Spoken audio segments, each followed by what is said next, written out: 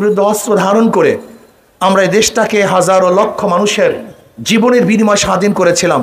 আজকেও যদি বাংলাদেশ স্বাধীন হওয়ার পরেও আমাদের জান মালের নিরাপত্তা না থাকে, তাহলে আমরা কি পেলাম? আমরা কি অর্জন করলাম? আমরা কি দেখলাম? না, যেই কারণে আমরা ব্রিটিশ থেকে স্বাধীন হয়েছিলাম, যেই কারণে আমরা পাকিস্তান থেকে আলাদা হয়েছিলাম, সেই স্বাধীনতা আমরা এখনো ভোগ করতে পারি নাই, সে অধিকার এখনো বাস্তবায়ন হয় নাই। আমরা পাকিস্তানের বিরুদ্ধে কি বলেছিলাম? ওরা বৈষম্য করে চাকরি ওরা নেয়, আমাদেরকে চাকরি দেয় না। আমাদের চাল ওরা নিয়ে নেয়, কিন্তু ওরা কম দামে খায়, আমরা বেশি দামে খাই। আমাদের দেশের কাগজের মিল, কিন্তু এখান থেকে নিয়ে ওখানে সিল দিয়ে ওরা কম দামে কেনে আর আমাদের ছাত্রদেরকে বেশি দামে বিক্রি করে। এই সমস্ত কথা বলেই তো আমরা পাকিস্তান থেকে আলাদা হয়েছিলাম। কিন্তু এখন আমি প্রশ্ন করি, চাকরি কাদের? এদেশের জনগণের না আওয়ামী লীগের? জনগণের তো চাকরি নয়, আওয়ামী লীগের চাকরি। এদেশ পেট পুড়িয়ে কারা খায়? জনগণ খায় না আওয়ামী লীগ খায়?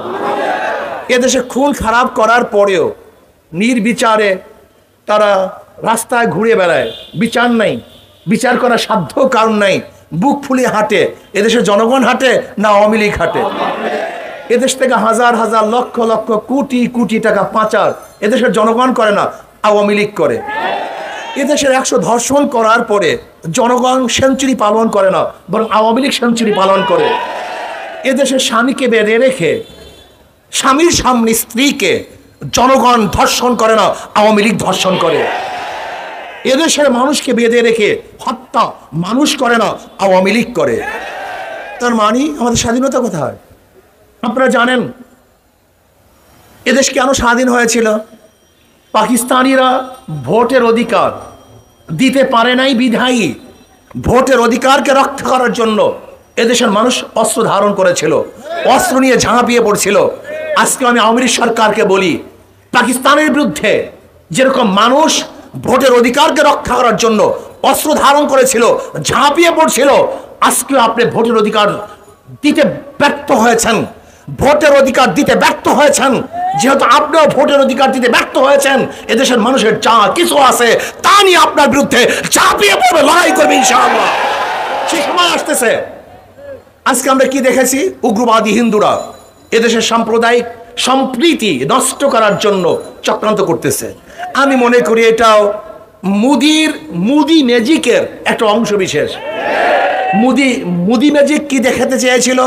যে দেশের মুসলমানদের হত্যা করবে, মুসলমানরা তাদের বিরুদ্ধে ঝাঁপিয়ে পড়বে, ওরা নিজেরা মন্দিরের মধ্যে অগ্নিসংযোগ করবে, নাম দেবে মুসলমানদের, এখানে একটা সাম্প্রদায়িক দাঙ্গা সৃষ্টি করবে, ওরা ভোট কাটবে।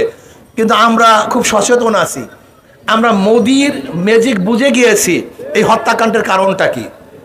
আমরা চুপচাপ ধীরস্থিরভাবে সামনে অগ্রসর হচ্ছে। আমরা বিচার চাই। যেহেতু শেখ হাসিনা তো মোদির কাছে কমিটমেন্ট করে চলে আসছে যে আপনি থাকবেন প্রধানমন্ত্রী, আমি থাকবো মুখ্যমন্ত্রী, এই জন্য কথা বলতে পারে না। কয়েকদিন আগে আমাদের বিজেপি সদস্যকে ভারতের সীমান্তে হত্যা করা হয়েছে, মুখ খুলছে? আমাদের প্রাইম মিনিস্টার কি কথা বলছে? বলার সাধ্য তার নাই। সে তো গোলামি চুক্তি করে সেখান থেকে চলে এসেছে ক্ষমতার জন্য। কয়েকদিন আগেও আমাদের বর্ডারের মধ্যে আমাদের বাংলাদেশি মানুষকে হত্যা করা হয়েছে, বারবার হত্যা করা হয়, কিন্তু এদেশের প্রাইম মিনিস্টার, প্রশাসন তাদের বিরুদ্ধে অস্ত্র তাক করতে পারে না। কিন্তু আমাদের খাজনা, ট্যাক্স, ভ্যাটের পয়সা দিয়ে যে অস্ত্র আমরা তাদের হাতে আমাদের নিরাপত্তার জন্য তুলে দিয়েছিলাম, আজকে সেই অস্ত্র আমাদের বুকের মধ্যে তারাই বৃদ্ধি করতেছে। আমাদেরকে ধ্বংস করার জন্য অস্ত্র ব্যবহার করা হচ্ছে। আজকে আমাদেরকে নিরাপত্তা দেওয়ার জন্য অস্ত্র ব্যবহার করা হচ্ছে না, বরং আমাদেরকে খুন করার জন্য, জুলুম করার জন্য, অত্যাচার করার জন্য অস্ত্র ব্যবহার করা হচ্ছে।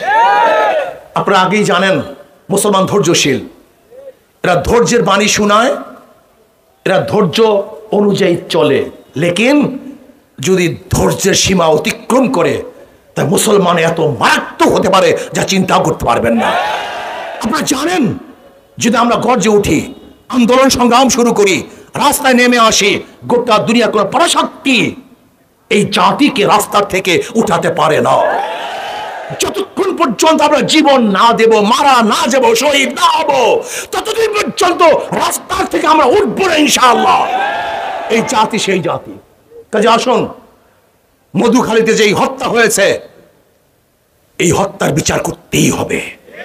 এই হত্যার বিচারের জন্য ইনশাআল্লাহ আমরা মাঠে আসি, থাকবো, যতদিন পর্যন্ত প্রত্যেকটা অবৈধ হত্যার বিচার না হবে ততদিন পর্যন্ত আন্দোলন সংগ্রাম চলতেই থাকবে, চলবে ইনশাআল্লাহ। কাজে আসুন আমরা সম্মিলিতভাবে এই হত্যার বিচারের জন্য চেষ্টা করব। আল্লাহ আমাকে এবং আমাদের সবাইকে তৌফিক দান করেন।